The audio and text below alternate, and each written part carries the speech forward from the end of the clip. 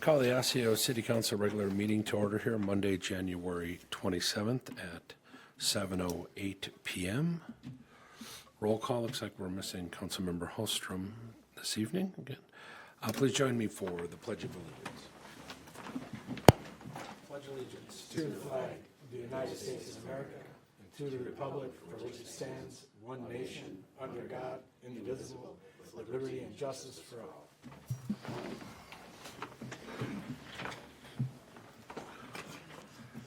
Thank you. Look for a motion to approve tonight's agenda. So moved. I got a motion by Councilmember Schultz to approve tonight's agenda. Is there a second? Second. Second by Councilmember Cook. Any further discussion? Seeing none, all those in favor? Aye. Aye. All those opposed? Motion passes 4-0. All right, number 5, consent agenda. Any questions on that? If not, we look for a motion.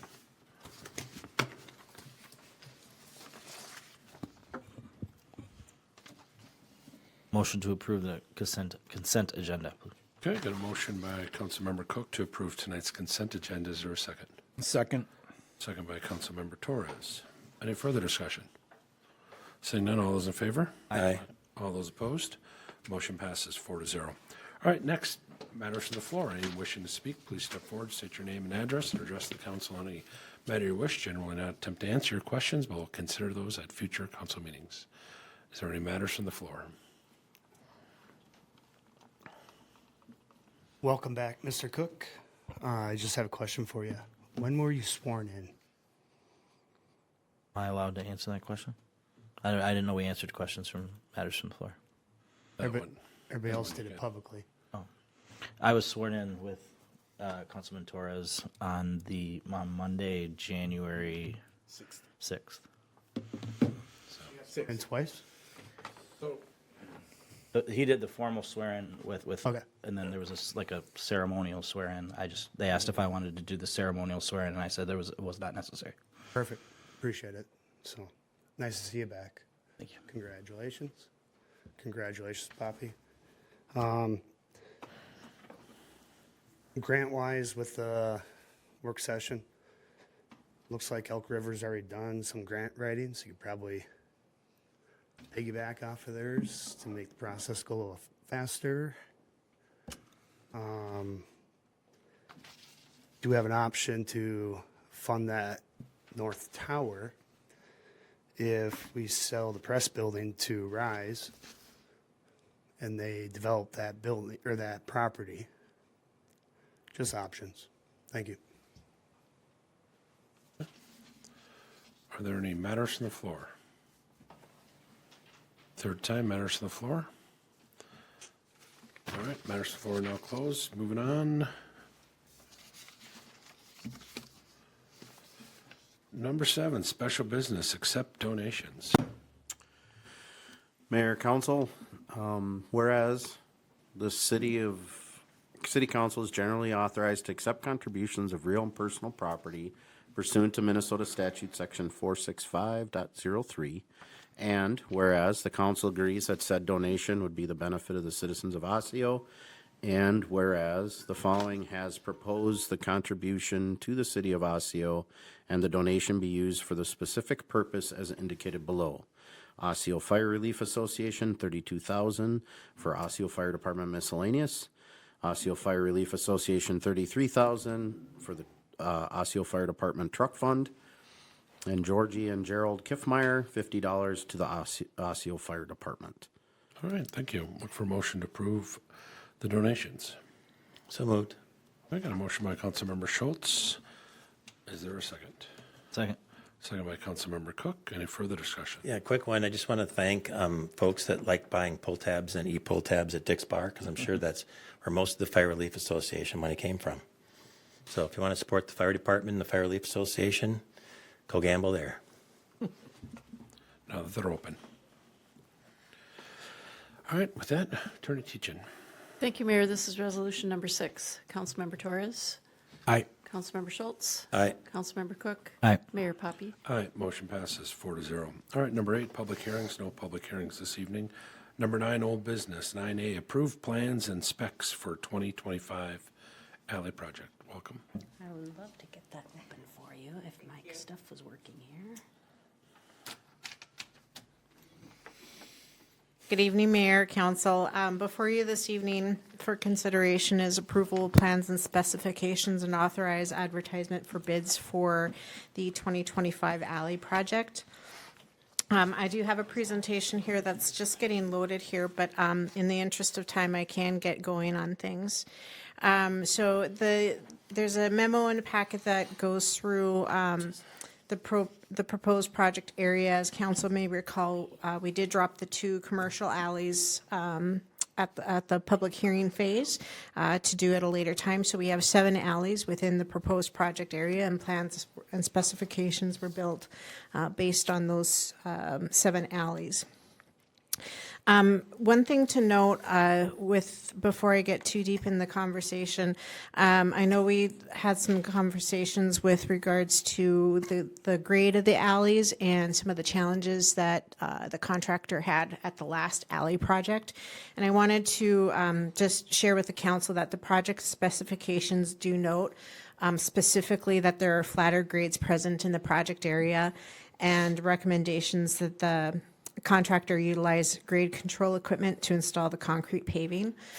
So we cannot dictate means and methods with the contractor, but we felt that it was important, given the history with the past alley project, to go and call that out specifically in effort to try to keep that from happening again. The existing alleys are bituminous. They've been in place for quite some time and are deteriorated, heavily patched. So we're looking to replace those with a concrete alley. The alley would be 6 inches of concrete over 4 inches of gravel.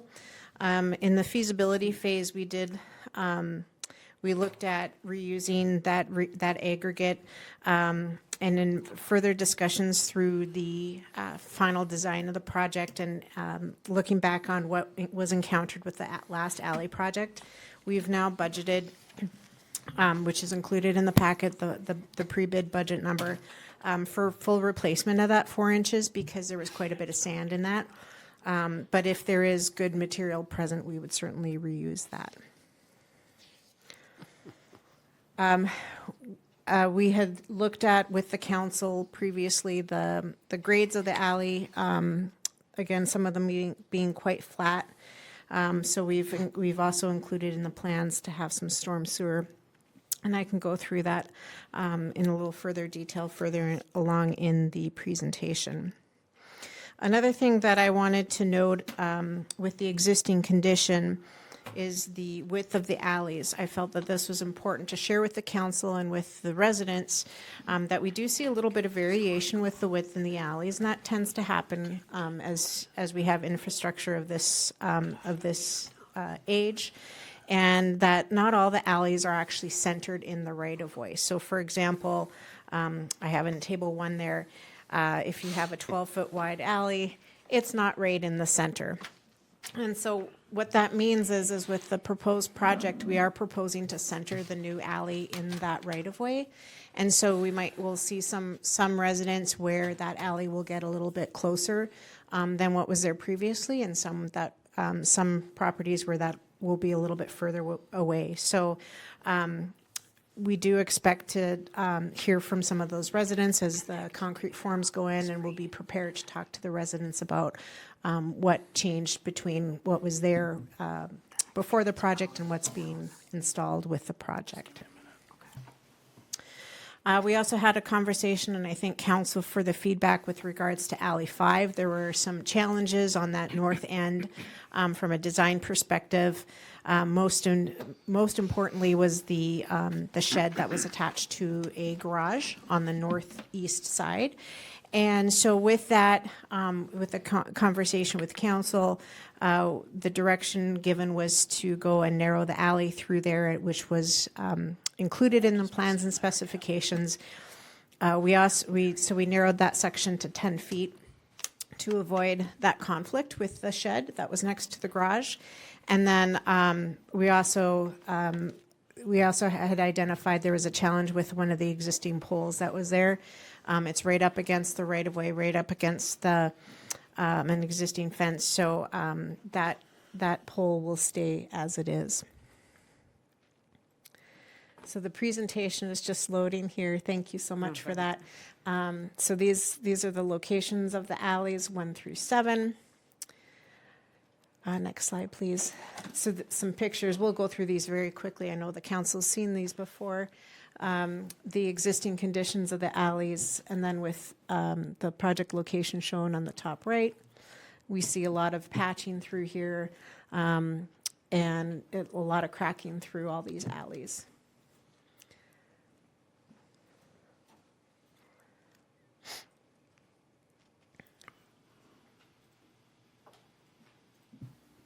There we go. Thank you. And then just one more of the existing conditions. And then on the next slide, we start, I just had, again, so this is the existing alignment that I referred to. So we have a 16-foot right-of-way with the current alley conditions, with the exception of, there was one alley, alley 6 was centered in the right-of-way, but all the other alleys are to the west of center. And so this is a graphic to kind of show, you know, what the existing condition is, where the center of the right-of-way is, and where the center of the alley is. So we'll see a shift in that of varying degrees as we move through the project. Next slide, please. So the proposed improvements, as I mentioned, removing the bituminous pavement and replacing it with concrete. I know there's one resident who I spoke to today that would like to see bituminous go back in. We had a conversation about that, if I recall correctly, at the public hearing. The city standard has been to replace the alleys with concrete. There are several reasons for that. One of them being the longevity of concrete through there. It's a narrow space. It doesn't have utilities in there, so you're not seeing the flex during freeze-thaw cycle that you do on streets. So when you have, you know, manholes and gate valves and that sort of thing, you have the movement of the bituminous street. We don't have, for the most part, those utilities present within the alleys. The other reason for looking at concrete in these situations is the way that the concrete alleys are shaped. They're in the cross section would be like a V shape to convey drainage down the middle. With a bituminous alley, that's not how you would design it. You would design it to crown so that it looks more like the top of a triangle to shed water off that surface. And so we would be looking at changing all the drainage patterns through the alleys. So that's another reason why we look at putting in concrete instead of bituminous. The concrete does cost more. However, when you look at the maintenance of a typical asphalt section, your first mill and overlay, you've already got a wash on the cost differential. I ran some quick numbers this afternoon. So just wanted to fill council in with some feedback that I had heard from a resident. Again, looking at the proposed improvements, as I mentioned, some storm sewer extension, and then we are coordinating private utility poles with Excel, and I'll go through that a little later in the presentation. As I mentioned, the proposed alley section is to have a 12-foot wide concrete alley, 6 inches of concrete over 4 inches of aggregate base. And if, again, in the pre-bid estimate, we did anticipate replacing all of that aggregate. However, if the contractor does encounter some good material through there, we can go ahead and get that tested to see if it meets specifications, and they can go ahead and reuse that. But we just wanted to, again, look at what was encountered with the past project, what we were seeing interpolating in some of those geotechnical borings, and anticipating that from a budget standpoint, all of that would be replaced. And then on the next slide here, again, I just showed the proposed alignment of Alley 5 outlined here in purple. And you can see it next down as we move to the north, just to avoid the garage, and then also that utility pole through there. And then the modification of the apron on the north side so that it's a little bit wider to help accommodate those turning movements and get them into that narrow section. And then the next side, the proposed improvements. This shows one of the newer concrete alleys within Osseo, replacing the pavement. And then the next slides here, I'll just be going through, again, this is something that the council saw previously, the proposed storm sewer extension. So on Alley 1, we're extending storm sewer from the south side of the alley there. And where it connects in there on 2nd Street Northeast, that road, according to the records that I found, that was reconstructed in 2016. So it has some years on it, so we'd be about 9 years old. So we're patching into a 9-year-old street. It's not a brand new street, but we'll be impacting that. But we pushed the alignment of the storm sewer connection as far south so that we can minimize patching to the extent practicable. Moving on to Alley 2. Again, we are looking at extending the storm sewer from the south end of the alley. It's quite a flat alley as well. And then we're reconnecting to 1st Street Northeast with the storm sewer. That was part of the 2015 overlay project. So that's seen quite a few years on it. Again, it's a bigger patch. But again, this one is it's been quite some time since that 2015 overlay project. On Alley 3, again, we will be seeing the storm sewer connection there on the south side onto East Broadway, which was also part of the 2015 project, and getting a little bit of storm sewer in that alley to facilitate some drainage. And then on Alley 4, again, we are on 4th Street Northeast there. That street was reclaimed in 2018 as part of that project. Alley 5, the storm sewer is on the south side, again connecting to 2nd Street Northeast. And then Alley 6 connecting into Broadway, which again was part of that 2015 project. And then Alley 7, we have a larger patch there on the north side, and that was part on 4th Street Northeast. That was part of the patching into that street that was done in 2018. Are there any questions with regards to the proposed storm sewer before I move on?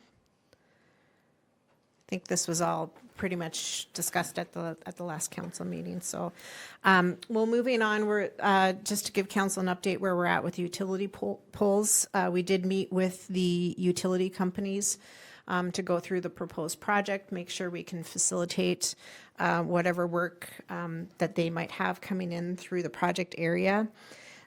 We did have a note that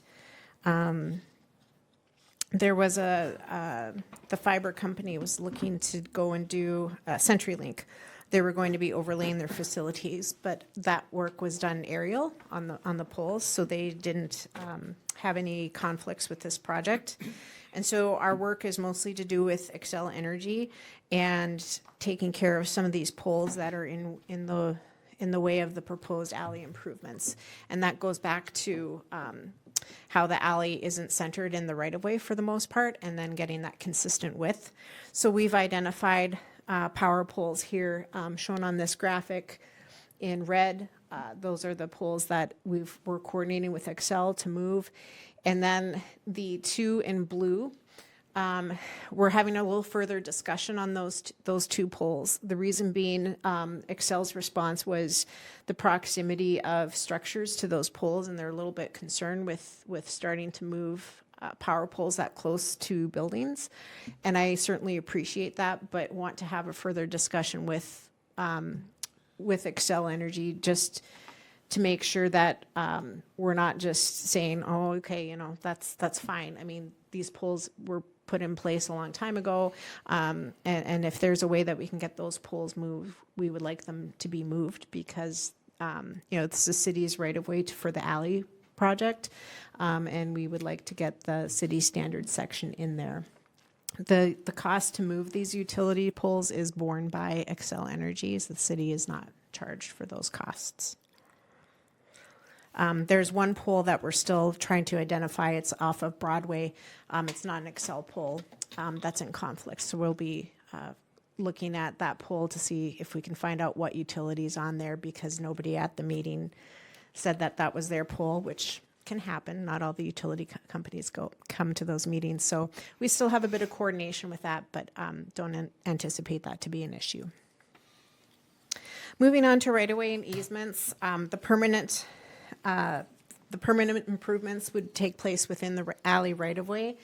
As the council may recall, at the outset of the project, we had issued a request for easements on some properties. Most of them were in the commercial area, which has now been removed from the project, but we did receive one easement back from a property within the commercial alley. So that's good news for down the road when those alleys are done.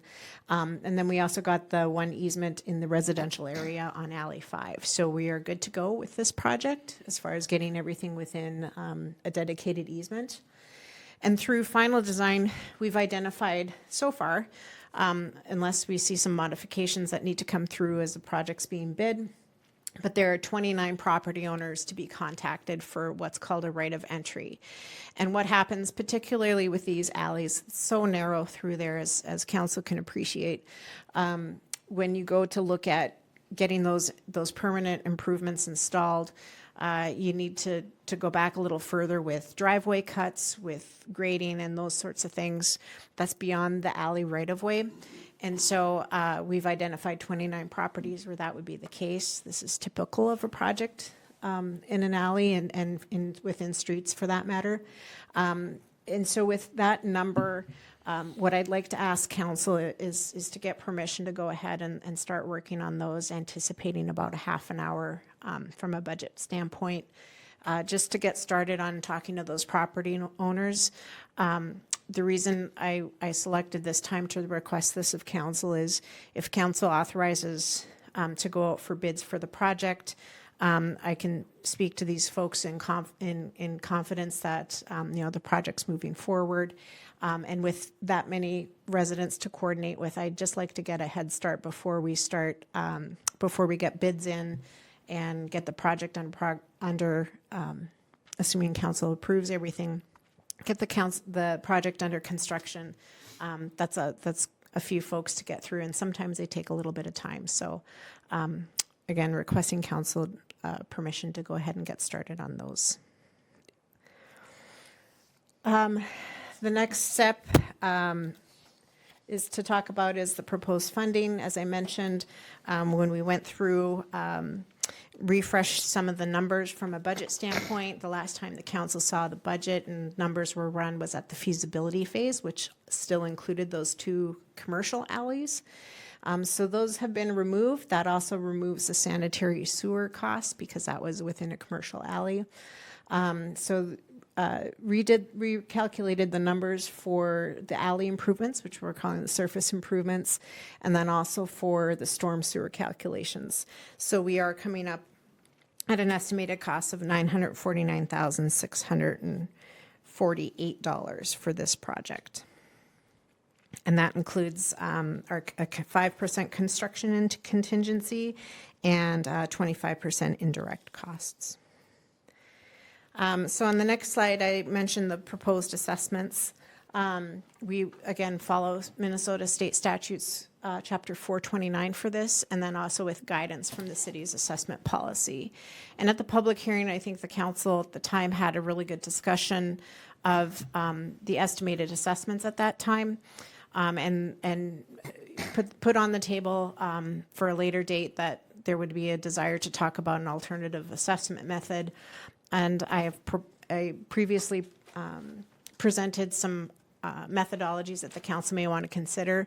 I didn't bring that to the meeting tonight because we're going out for bids. I wanted to give the council an updated budget number, but thought that a detailed discussion on assessment methodology would be better placed once the project's been bid and we have those construction numbers, and the council would be able to see what the economic impact would be based on those bid numbers. So that would be more to come, assuming that the council authorizes proceeding with bids. So our next step in our schedule We're here tonight to approve plans and specifications, authorize advertisement for bids. In order to meet the state requirements for advertising, we would be looking to open the bids on March 4th to meet all the advertising requirements.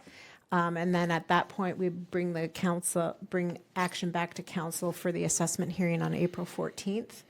And if council awards the project, we would be looking at a construction window between May and October.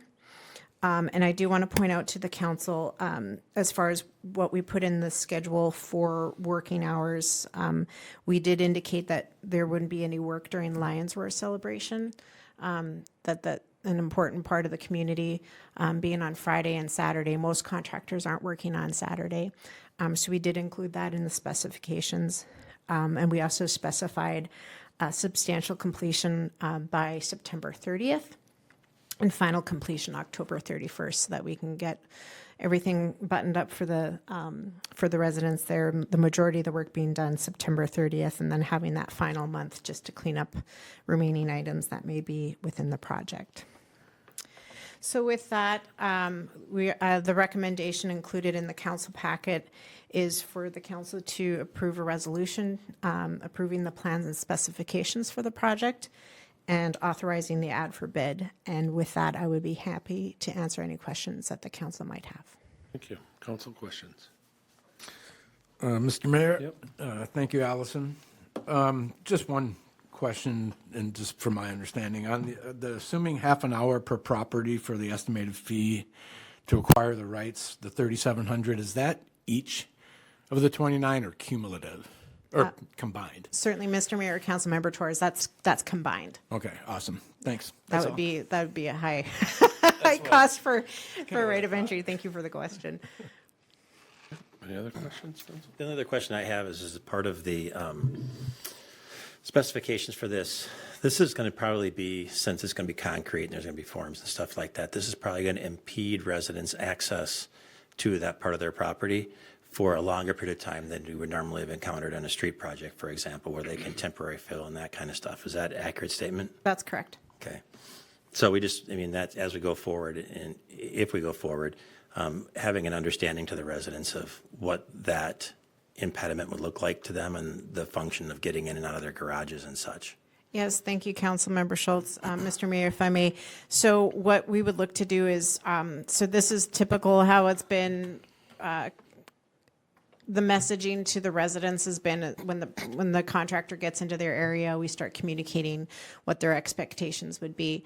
I'd like to build off of the public engagement effort that was put forth with last year's project. I think that was, I heard good things from residents. They were happy with that. Certainly at the outset of the project, we would communicate that with the residents so that they know what to expect. They would know that there would be a week time period after that concrete's poured that they wouldn't have access. And then as we move closer, the contractor moves closer to doing that work on their property, we would have a second notification so that it's crystal clear on their timeline. Is there any value including into the specifications for the bidding process a timeline? Because that would be expected to do, so like you say, the week, which would be for the curing, but then there are also going to be the demolition of the other surface, putting in forms and things like that. Mm-hmm. So I don't know if there's any value to putting in our expectations, because to your point, we can't dictate methods, but we can potentially say, once this is open, we have, curing time, which could change on weather conditions, that kind of stuff. So just trying to minimize the impact. I don't know if it makes sense to put in here, because that's one of the things that we've learned in the past, which is we can't tell them how to do their job unless we tell them how to do their job when they bid the project. Certainly, Mr. Mayor, Councilmember Schultz, I don't have that part of the spec right in front of me, and I believe we put a limitation on the time from when they've disrupted the property that they wouldn't have access to that point until they pour it. But I would, before I answer that, absolutely, I'd like the opportunity to take a look back at the specifications. And if there's a way that I can convey that message to the council, I can certainly do that. If it's a question of approving the plans and specifications without having that. And if what I find in the specifications doesn't meet the city council's expectations, we could certainly look at doing an amendment to the specifications while it's going out for bid, so that would be conveyed to the contractor. Thank you. Yeah, I think the key is piggyback on the success of last year's project, not to have that alley project of a few years ago and that nightmare of a debacle. But I got a few gray hairs out of that. yeah, exactly. Any other questions, comments from the council? If not, we look for a motion.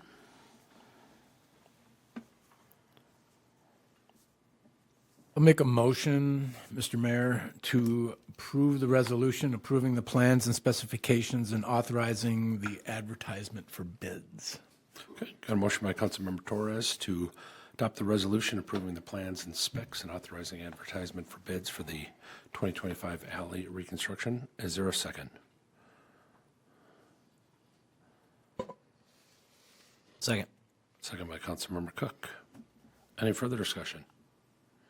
See none, all those in favor? Aye. Oh, it's resolutions. Roll call. Oh, sorry. Resolution number 7. Councilmember Schultz. Aye. Councilmember Cook. Aye. Councilmember Torres. Aye. Mayor Poppy. Aye. Motion passes 4-0. Thank you. Thank you. Thank you. 9B, approve second reading adoption of cannabis zoning ordinance and summary publication. Mayor, council, we're back with this ordinance. There was the first reading at the last council meeting, and that was on January 13th. There was some discussion about some wording, and Councilor Teachin took that under advisement. As you can tell, if you look through here, there was some wording changes. And I think unless there's some comments or concerns, I'd like to move forward with adopting the zoning ordinance, approving the second reading and adoption of the cannabis zoning ordinance, and then we have a summary publication too. Okay, questions? Mr. Mayor, just want to take the opportunity to thank staff and Mary for looking into that and putting that in. I thought it was really well worded, so thank you. Okay, any other comments? If not, we look for a motion. Motion to approve the second reading and adoption of the cannabis zoning ordinance and summary publication. Okay, got a motion by Councilmember Cook to approve the second reading and adoption and the summary publication. Is there a second? Second. Second by Councilmember Schultz. Any further discussion? Seeing none, Attorney Teachin, please. Thank you, Mayor. Resolution number 9. Councilmember Cook. Aye. Councilmember Torres. Aye. Councilmember Schultz. Aye. Mayor Poppy. Aye. Motion passes 4-0. Was that 9 or 8? 9. Oh, I'm sorry. It was resolution number 8. No. No, that's Yes. 8, yep. It is 8. Yeah, Sorry because about we were that. 7. I got it wrong because I missed one. Just want and an then extra resolution in there for. I had a resolution New Year's number. resolution to not make a mistake on here, and I've already messed it up, so I will fix it. Thought I was going crazy. So it's resolution number 8. Correct. Okay, thank you.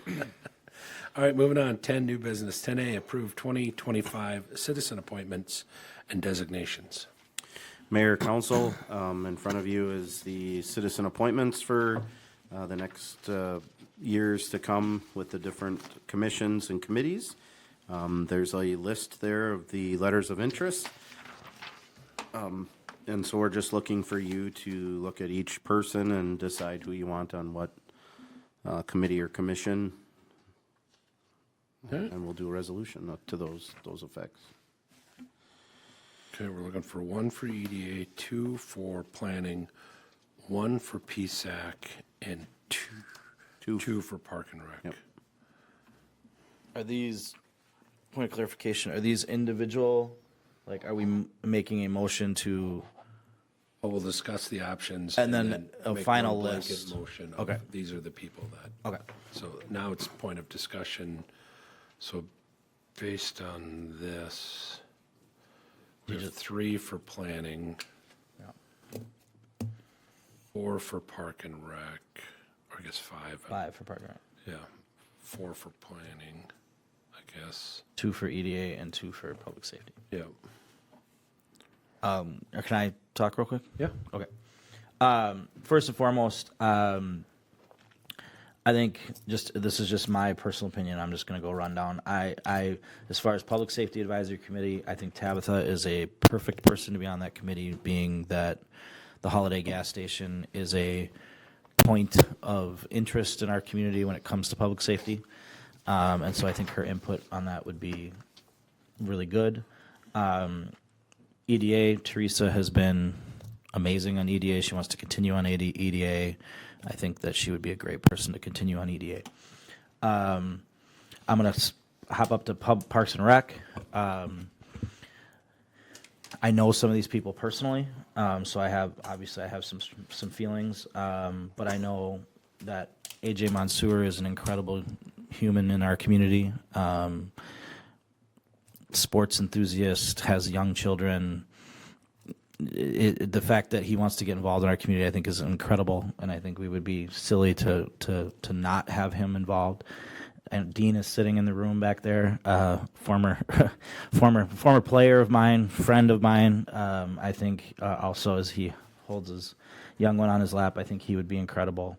I see his wife is on here as well, and she would be great. I don't know that we need 2 people from the same household, so I would have one of them go, and I would be inclined to say Dean and AJ in Parks and Rec. I don't know a lot about these people in the Planning Commission, but Christopher's letter was, I think, of all the letters we got, was the most complete about as far as why he wants to get involved and what his qualifications are.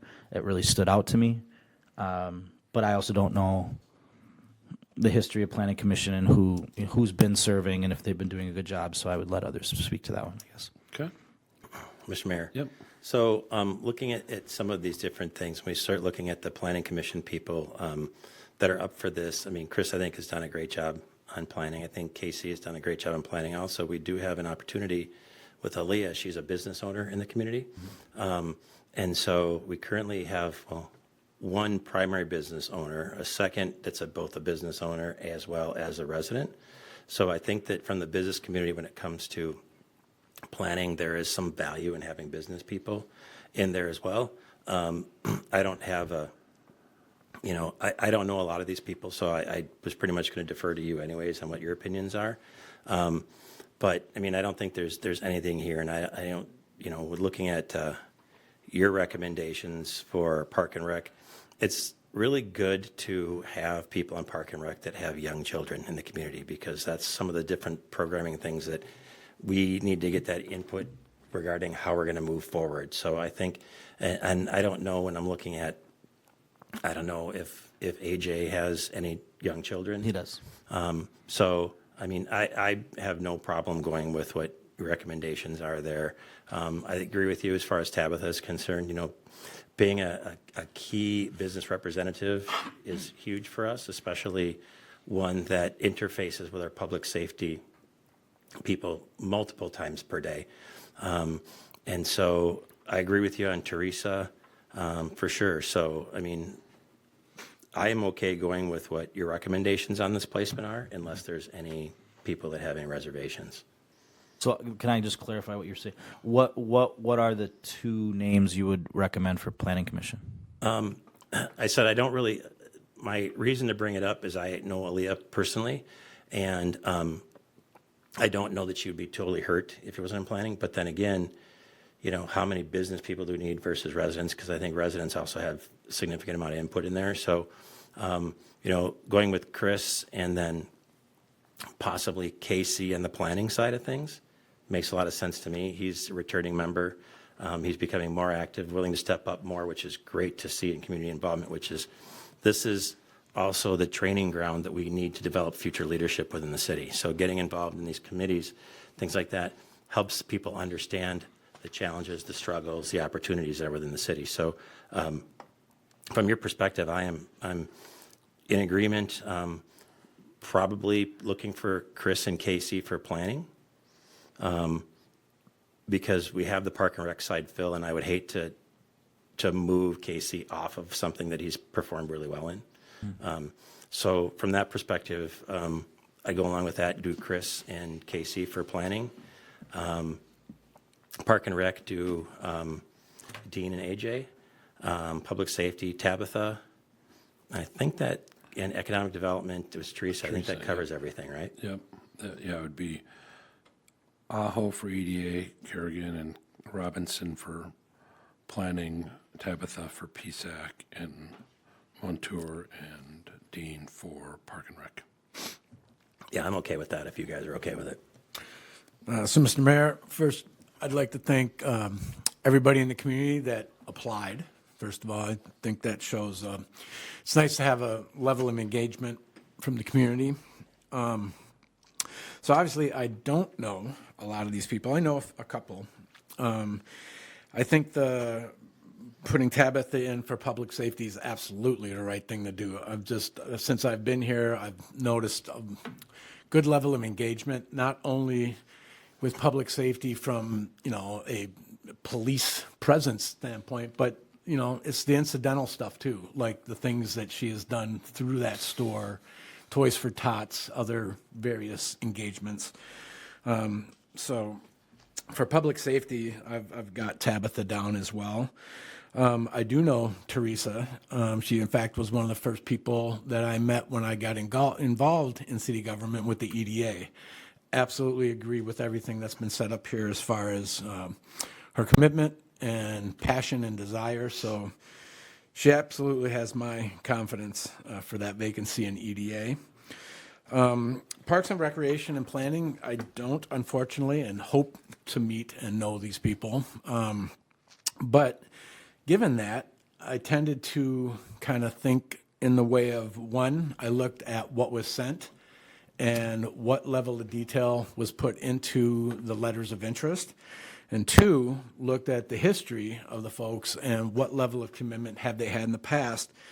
So with that, basically, am looking at the incumbents. So that would be Dean and AJ for Parks and Recreation and KC and Christopher for planning.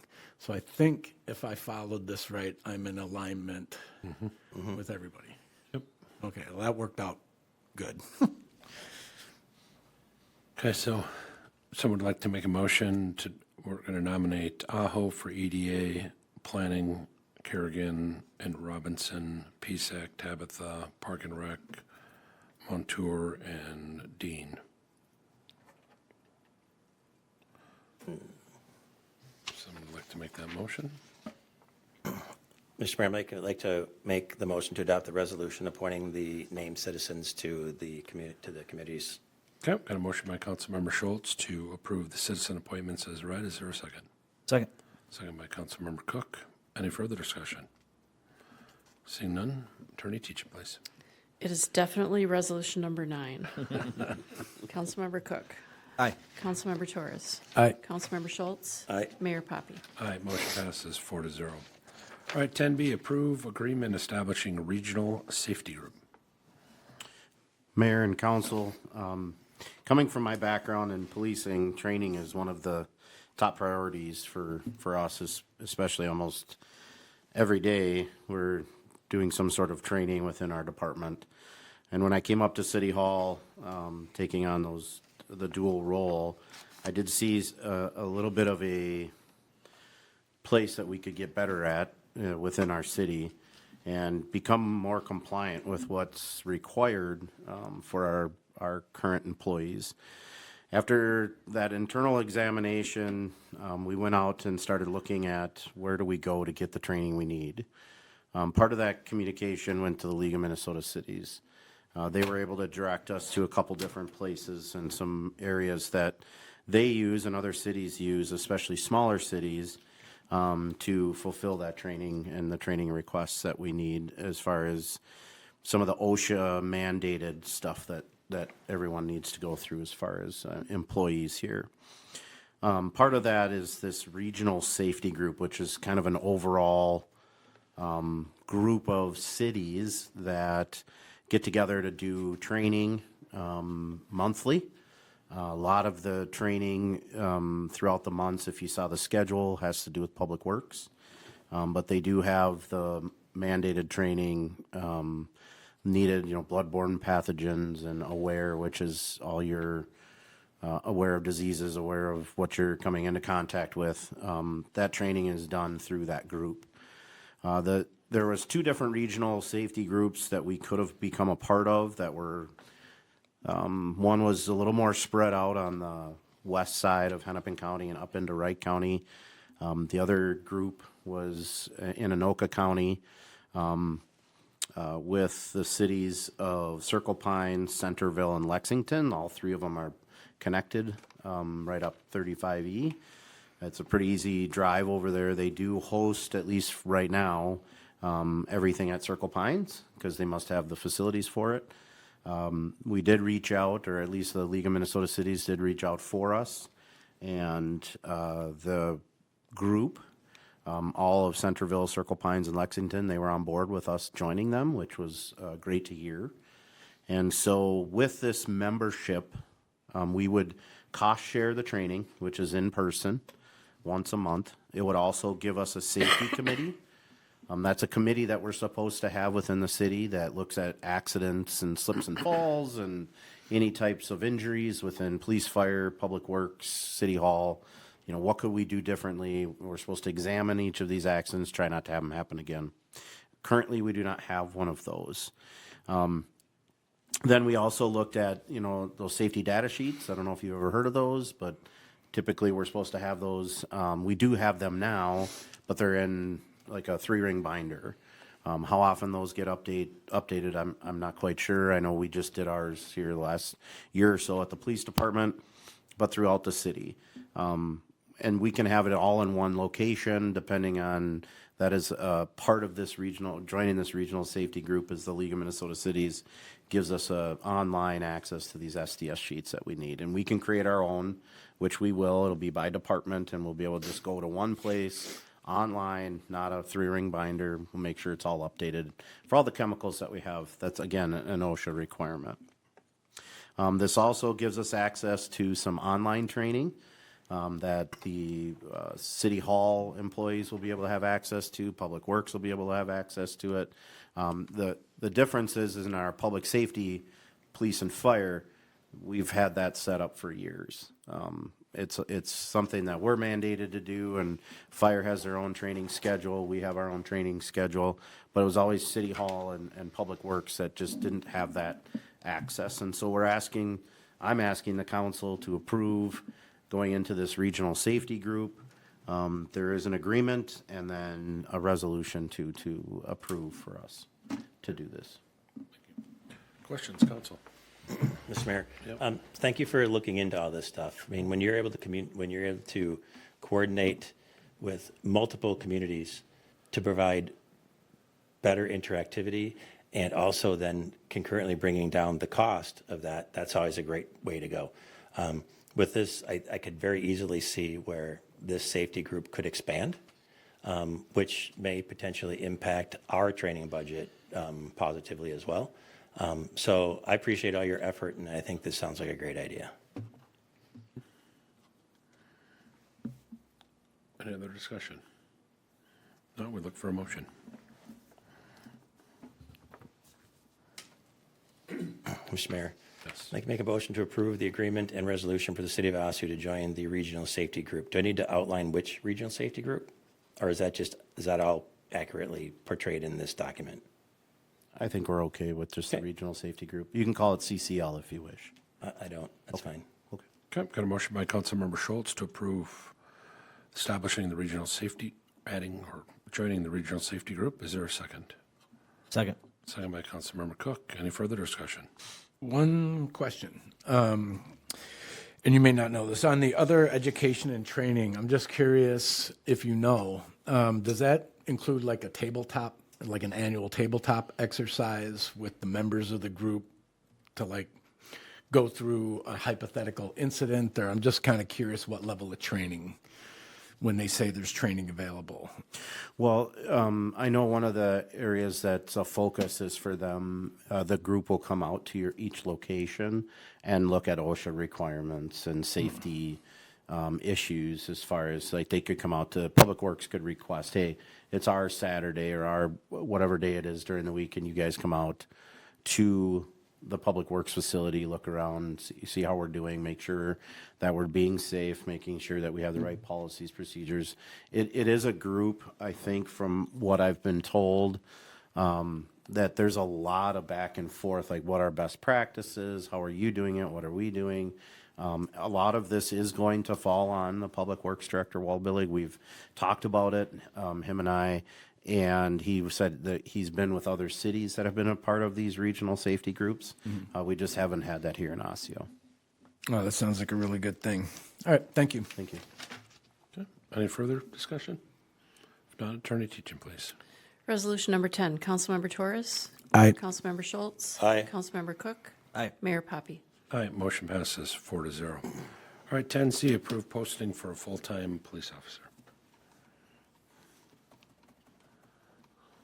Good evening, Mayor and Council. In the 2025 budget, it was scheduled for us to add 2 additional officers to the police department. And I'm asking for permission this evening to take the first step in doing that by putting our posting out so we can accept applications for hire. Questions, Council? When is this officer scheduled to start? There's 2 that are scheduled to start, one in July 1st and one October 1st. But we will be accepting applications from any candidate right now, even if they're not certified, because we're willing to wait for the right person. And so it may be October, it might be November. We don't know exactly how this is all going to play out, but we will come back to the city council. And just for clarity, I think of the positions that we're looking for, one of the positions was an investigator, that if it was hired internally, then we would be replacing Correct. that person's duties. So that's where the second one comes from.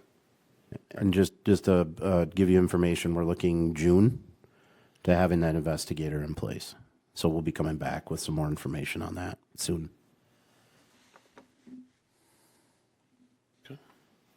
If not, we look for motion. Motion to approve the posting for a full-time police officer. Okay, I've got a motion by Councilmember Cook to approve the posting of the full-time officer. Is there a second? Second. Second by Councilmember Torres. Any further discussion? Seeing none, all those in favor? Aye. Aye. All those opposed? Motion passes 4-0. Thank you. Thank you. 10D, approve accounts payable. Questions on that? Mr. Mayor, I'd like to make a motion to approve the accounts payable. Okay, got a motion by Councilmember Schultz to approve tonight's accounts payable. Is there a second? Second. Second by Councilmember Cook. Any further discussion? Seeing none, all those in favor? Aye. Aye. All those opposed? Motion passes 4-0. Administrator report. Mr. Mickelson. Mayor, Council, I just want to thank you for our earlier discussion about the water towers and our water situation. And as a staff, I think we've got some good direction and we can move forward. And I just appreciate, I know these are difficult conversations, but I do appreciate getting clear direction. Thank you. Assistant Administrator Vickerman. No report, thank you. Moving on to Council and Attorney's report. Attorney Teachin. I have no report. Okay. Councilmember Torres. Thank you, Your Honor. So first, I would like to thank the members of the community that submitted letters of interest. It's really encouraging to see those folks out in the community who are willing and able to step up and be a part of the community.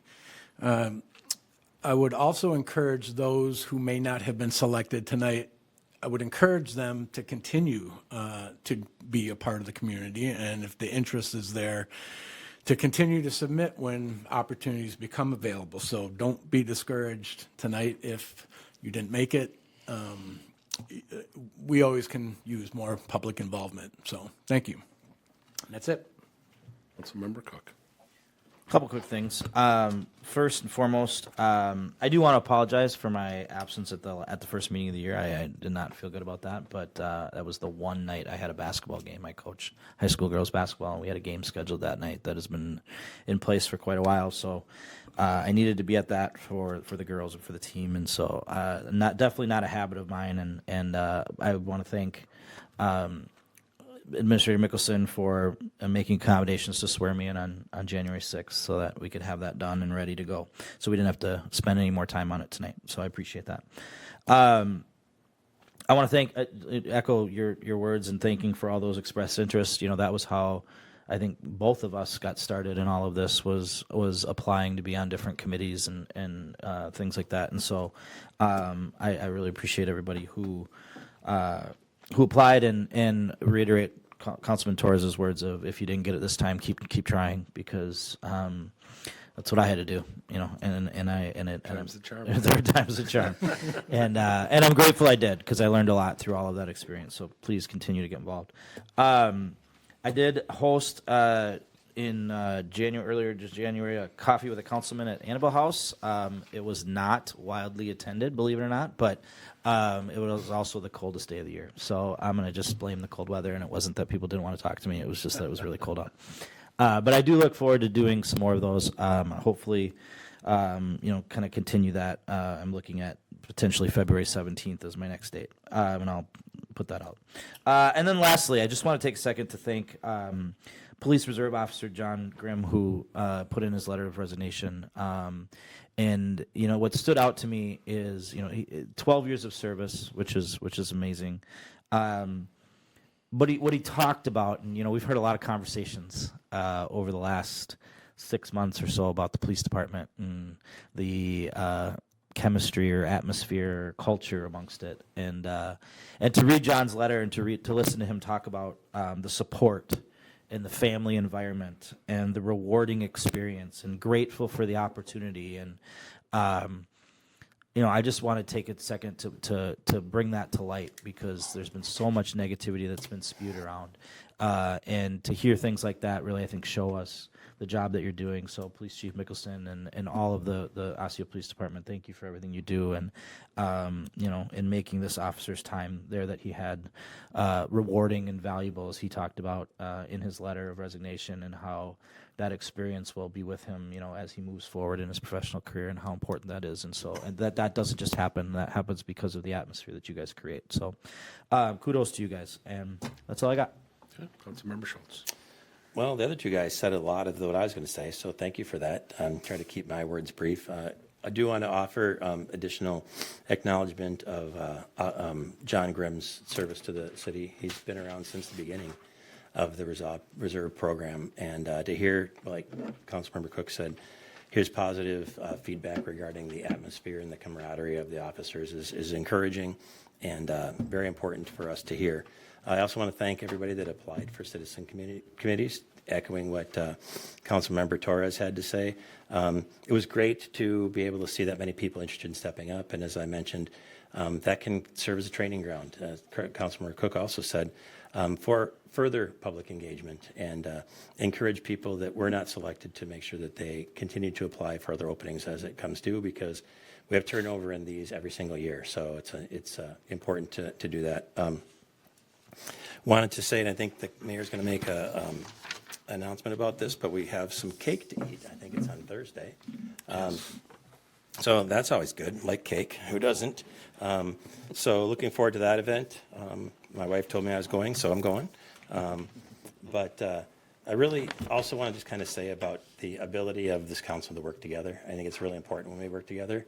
I'd like to apologize on behalf of the staff for throwing the water tower conversations at y'all, because you know, they're hard conversations, and as long as we can get our questions answered in a way that makes some sense, then we can get the important information that we need. But just kind of shows you that stepping into this role, you just never know what you're going to get, and you never know what problems you're going to have to solve. And there's a lot of decisions and a lot of difficult things coming forward for the city. So I really appreciate your guys' activity, your support for seeking office. Congratulate everybody that ran on their election status. And I can just say I'm really looking forward to working with everybody for the next 2 years. With that, I'm good. All right, well, thank you. Yeah, a little bit more on we have our first event for the Osseo Sesquicentennial. That'll be on Thursday at 6:30 in the community center. We're having a baking celebratory kickoff bake-off event. So you can bring it up, and we'll be judging cakes based on the Osseo theme, creativity, presentation, details, and taste. So come on up. We've got a number of bakers vying for that We have first the title. criteria here too now. I do. That in this advance, which is Yes, we'll have to review the criteria, so make sure you come up and check that out. Obviously open to the public starting at 6:30. And then also tomorrow, giving the State of Cities address for the I-94 Chamber at their event. So get an update on the city there. And moving on, number 14, adjournment. Motion to adjourn. Got a motion by Councilmember Schultz. Is there a second? Second. Second by Councilmember Cook, non-debatable. All those in favor? Aye. All those opposed? We're adjourned at 8:08. Thank you. I will not.